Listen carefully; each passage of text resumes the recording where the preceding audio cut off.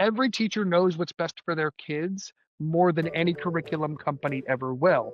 I want to give them high quality instructional strategies to impact their classroom so they can apply it with whatever curriculum they have into these progressions or mastery grids.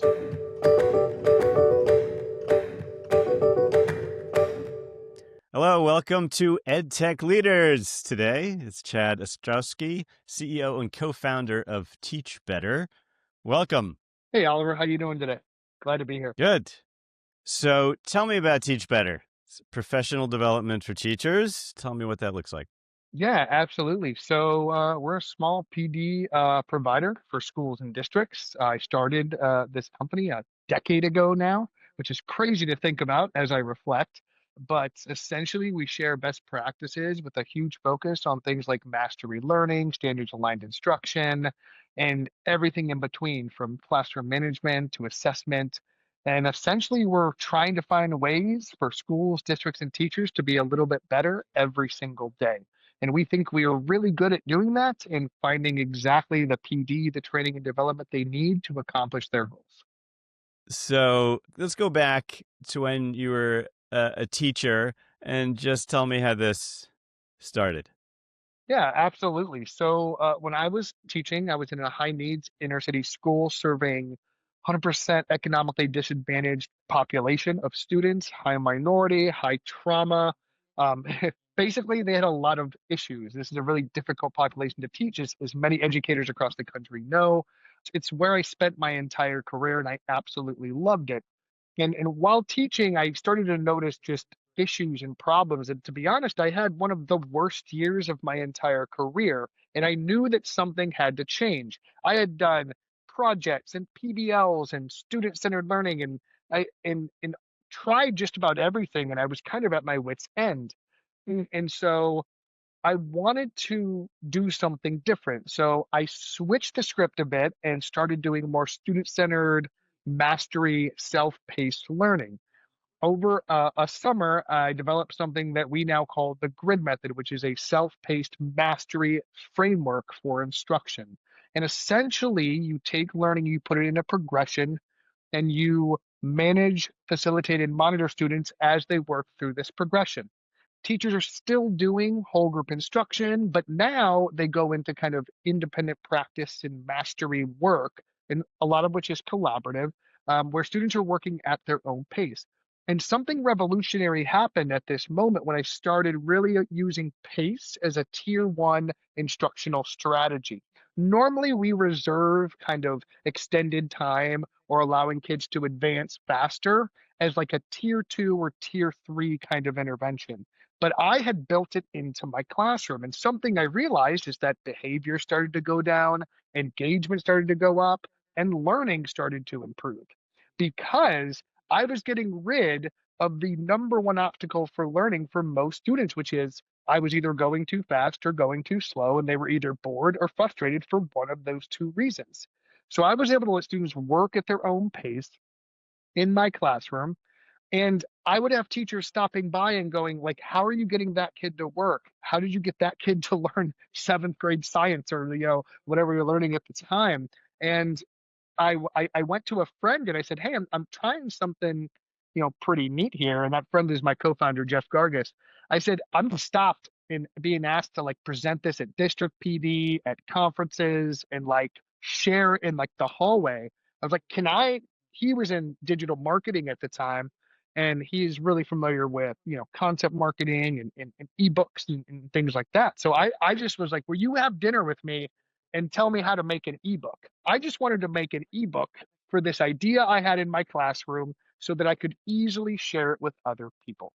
And we have this running joke that as we sat eating wings across from one another and talking about this idea, he has this famous quote, Jeff does, where he told me, "We're not just going to make an ebook." And the funny story about that was we ended up making online courses, a website, blogging, and all these other components. Eventually, we did make an ebook and actually published an actual book. But it was one of those things where it started with this idea of I just wanted to share. And then it turned into an actual legitimate business. It wasn't necessarily overnight, but it was pretty quick from the conception of we can show this to other people in schools and we now have a legitimate business. So that's the, I guess I was going to say quick, but longer version of the story. That's great. Great story. You weren't even intending to start a company at all. It just grew out of needing to share your secret sauce with teachers, so many teachers. Right. Um, so how large a classroom can this work well with?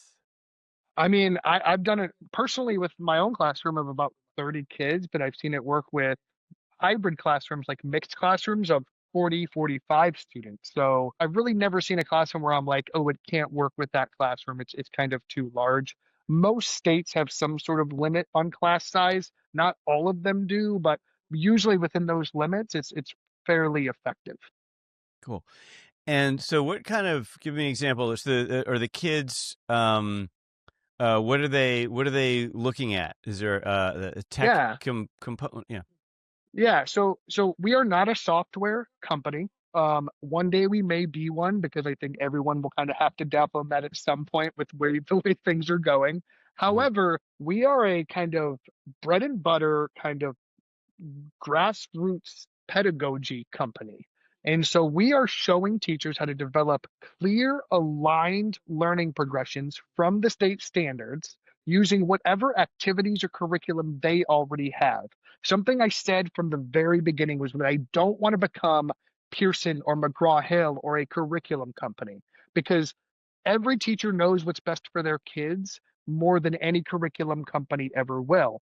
I want to give them high quality instructional strategies to impact their classroom so they can apply it with whatever curriculum they have into these progressions or mastery grids. So once the teacher designs this progression, it's actually tiered based on depth of knowledge. So the first level of the grid is depth of knowledge one, then it tiers up and gets more complex as they continue working across and up this progression, sort of building blocks as they learn.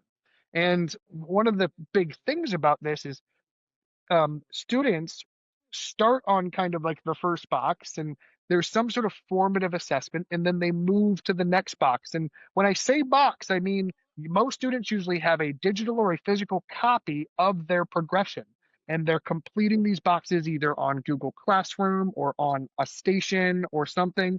Then they're taking this grid or this progression to the teacher and they're getting kind of signed off for a stamp or a sticker of some sort of whatever the teacher wants to do, but essentially it's giving ownership back to the student.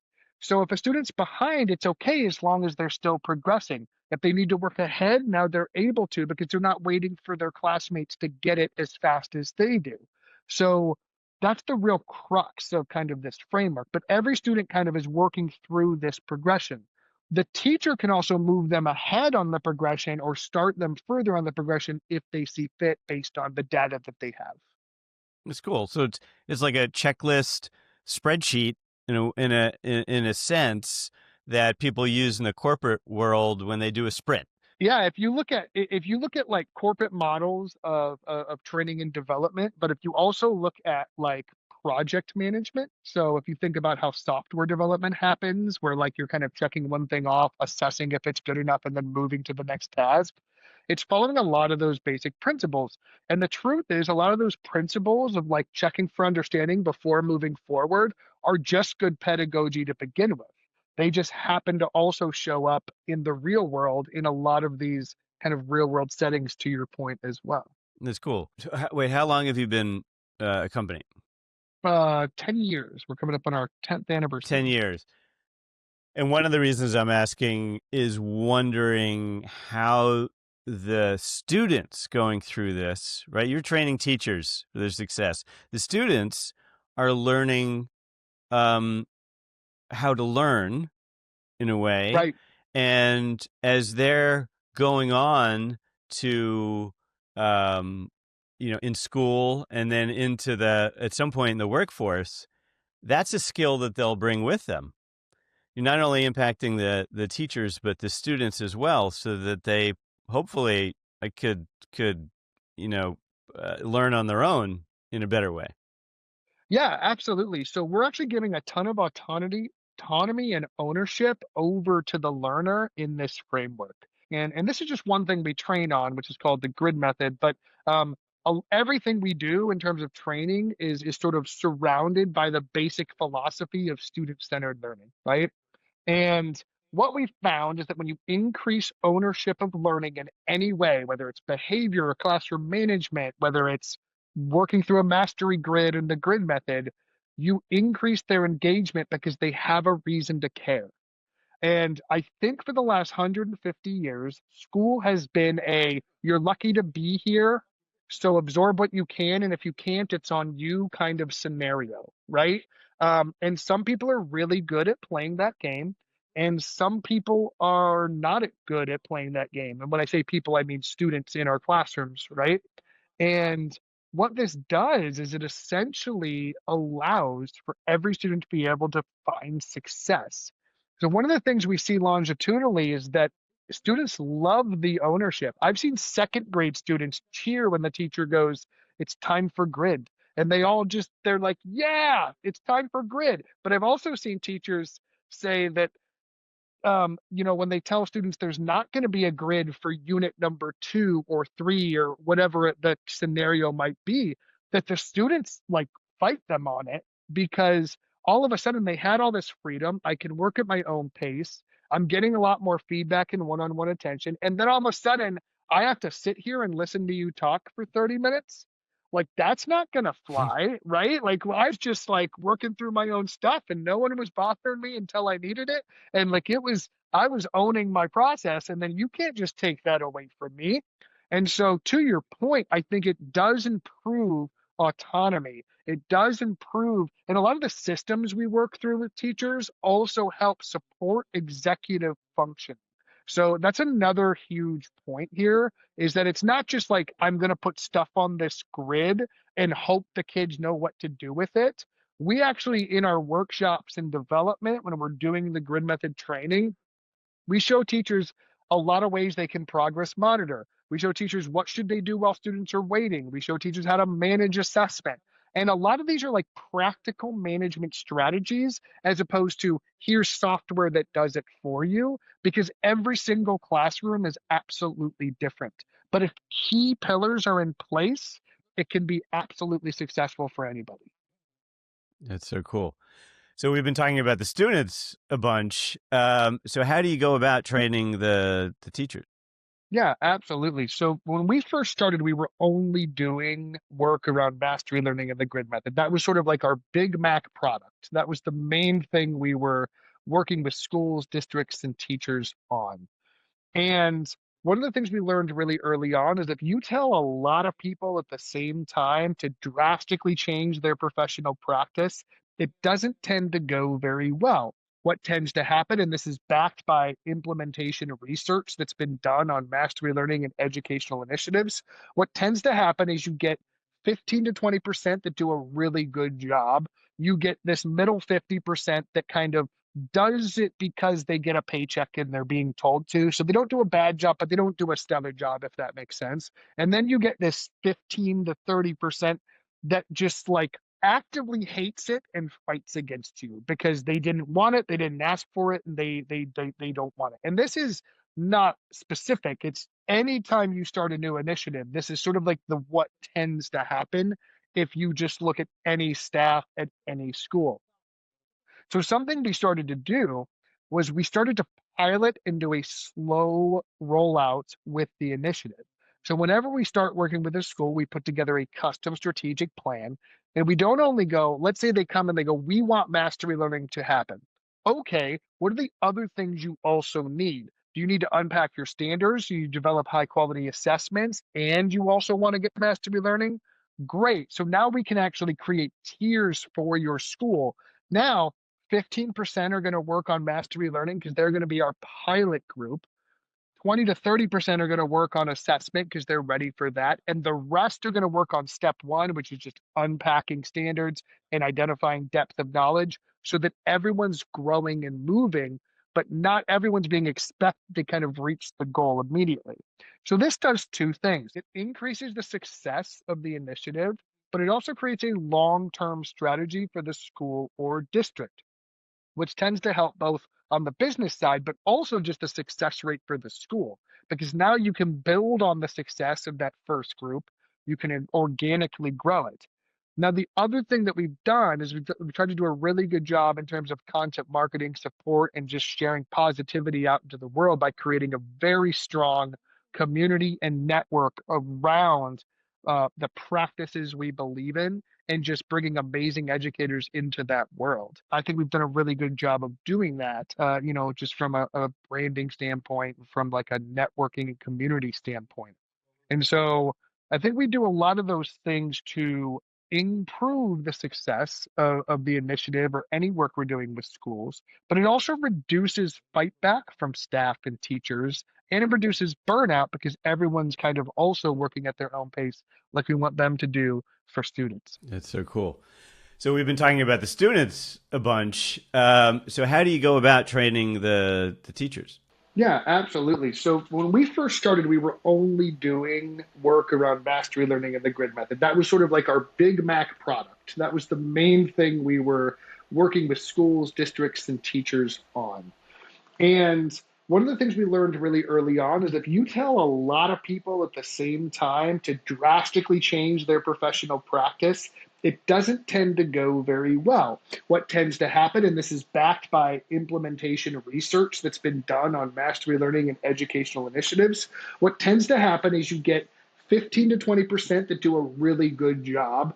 You get this middle 50% that kind of does it because they get a paycheck and they're being told to. So they don't do a bad job, but they don't do a stellar job, if that makes sense. And then you get this 15 to 30% that just like actively hates it and fights against you because they didn't want it, they didn't ask for it, and they don't want it. And this is not specific. It's anytime you start a new initiative, this is sort of like the what tends to happen if you just look at any staff at any school. So something we started to do was we started to pilot and do a slow rollout with the initiative. So whenever we start working with a school, we put together a custom strategic plan. And we don't only go, let's say they come and they go, we want mastery learning to happen. Okay, what are the other things you also need? Do you need to unpack your standards? Do you develop high quality assessments? And you also want to get mastery learning? Great. So now we can actually create tiers for your school. Now, 15% are going to work on mastery learning because they're going to be our pilot group. 20 to 30% are going to work on assessment because they're ready for that. And the rest are going to work on step one, which is just unpacking standards and identifying depth of knowledge so that everyone's growing and moving, but not everyone's being expected to kind of reach the goal immediately.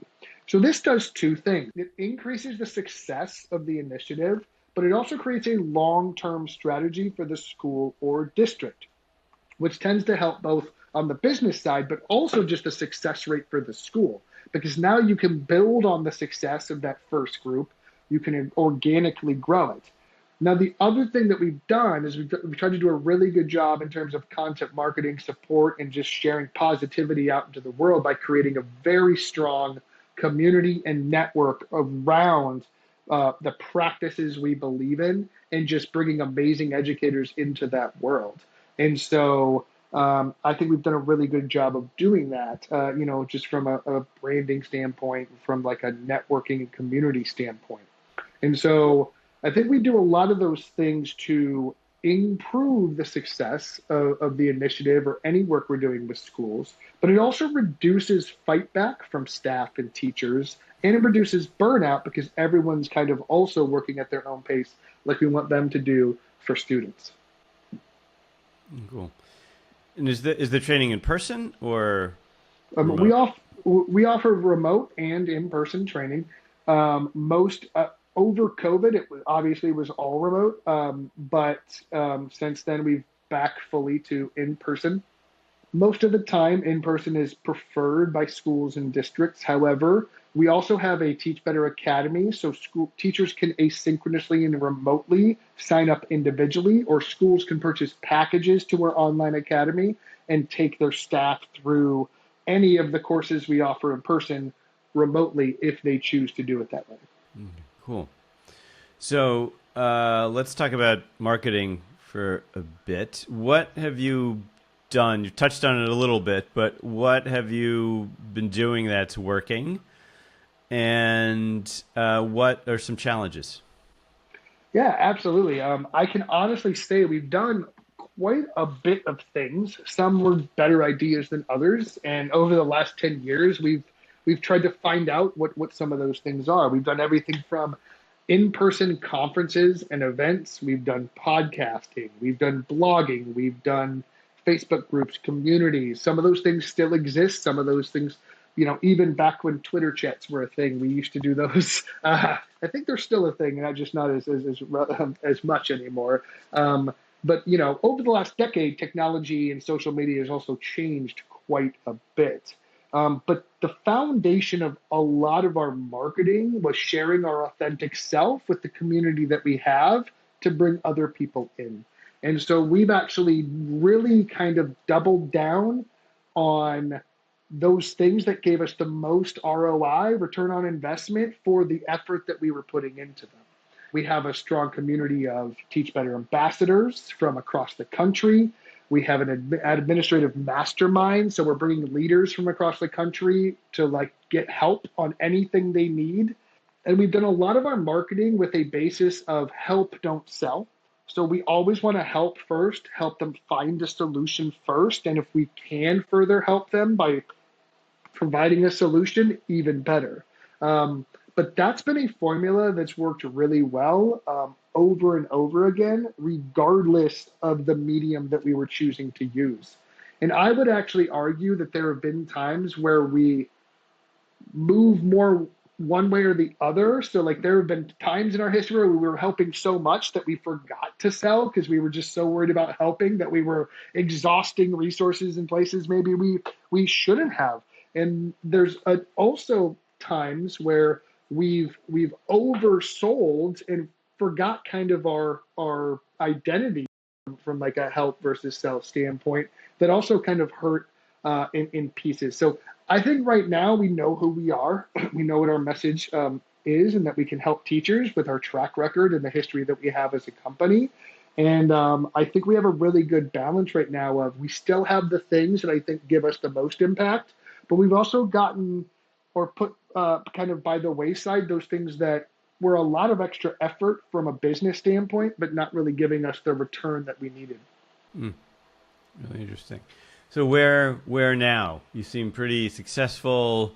How many school districts are you in? Where are you, and where do you want to go?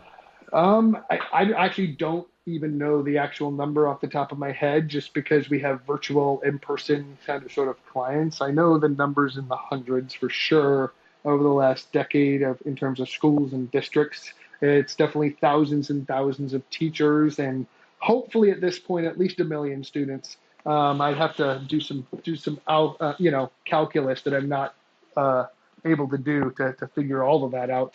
But I'm really proud of the history that we have. We've done statewide work in the Midwest, statewide grants in Ohio over multiple years. We've worked with organizations and universities across the country, and we've worked in a lot of states. So we're in Ohio, we're centered in Ohio, but we've worked everywhere from California all the way to Rhode Island to Georgia and New York and New Jersey. So and a lot of the places in between. And so I think where we go next is a lot of times where the next opportunities take us. One thing that we've tried to do in the history of our business is listen to what our market's telling us. Every time we've tried to force an issue, it tends to not turn out the way we originally thought it would. And so really listening to where the need is and where we can move and take advantage of that need. I think that's our plan at the moment is really just sort of letting the dust settle. I mean, right now in education is a tumultuous time. We just had a lot of federal funding changes. School districts last year had a bunch of budgetary changes, and there'll be more budgetary changes this year. So we're really trying to have grace for the schools and districts across the country that are just still just reckoning with a lot of these things, but also be ready and waiting and willing to help when they need it, if that makes sense. So, I mean, our goal is always to grow our impact. That's the reason I left the classroom 10 years ago, and that's the reason we're still doing this work, because I can only impact, and I say only very lightly, but as an individual teacher, I was only impacting 120 middle schoolers a year or so, right? But every teacher I show this to, or any of our work to, whether it's better assessment, classroom management, whatever those things are, any teacher I show them to now also impacts that 120 kids if they're a middle school teacher. So your impact's exponentially higher. And that's always been a driving force for myself, Jeff, and the business. So great. So behind you, teachbetter.com is the website on the wall. There we go. So I don't need to ask you how people can find you. That's great. And thank you so much for joining us today. Thank you for having me. It's been a pleasure, Oliver.